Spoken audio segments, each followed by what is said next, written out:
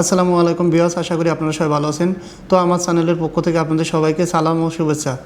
তো আজকে কথা বলবো 2026 সালে মালয়েশিয়া স্টুডেন্ট বিষয় আপডেট নিয়ে। তো বর্তমানে মালয়েশিয়ায় কলিং বিষয় বন্ধ আছে। বন্ধ থাকার কারণে অনেকেই চিন্তা করেন যে এখন তো কলিং বিষয় বন্ধ, তো স্টুডেন্ট বিষয় যে সেখানে কাজ করব এবং দেশে টাকা পাঠাবো।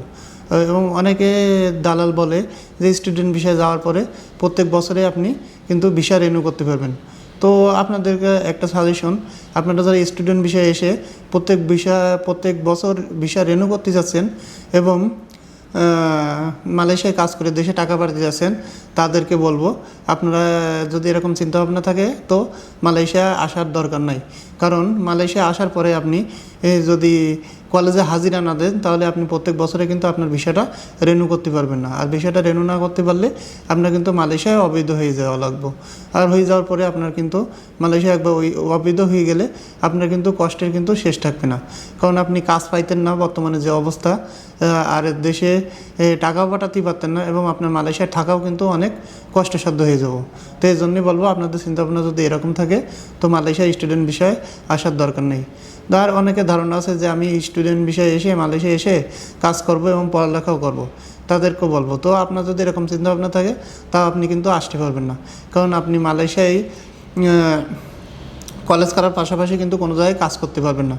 সপ্তাহে মাত্র 20 ঘন্টা কাজ করতে পারবেন। আর এই 20 ঘন্টায় কাজ করে আপনার কিন্তু কিছু হইতো না। আর আপনার বিষয়টাও যদি আপনি প্রত্যেক বছরে রিনিউ করতে চান তাহলে আপনার কমপক্ষে 80% কলেজে কিন্তু হাজিরা দেখানো লাগবে। আর এই হাজিরা যদি আপনি না দেখাতে পারেন তাহলে কিন্তু আপনার বিষয়টা লাগতো না। এবং বিষয়টা খালি হাজিরা দেখালে হবে না, আপনার যে পরীক্ষা দিবেন এখানে কলেজে, এই কলেজের ফলাফলটা আপনার GPA 2 এর উপরে থাকা লাগবে। আর এই উপরে যদি না থাকে তাহলে ইমিগ্রেশন আপনার ভিসা রিনিউর সময় কিন্তু ঝামেলা করতে পারে।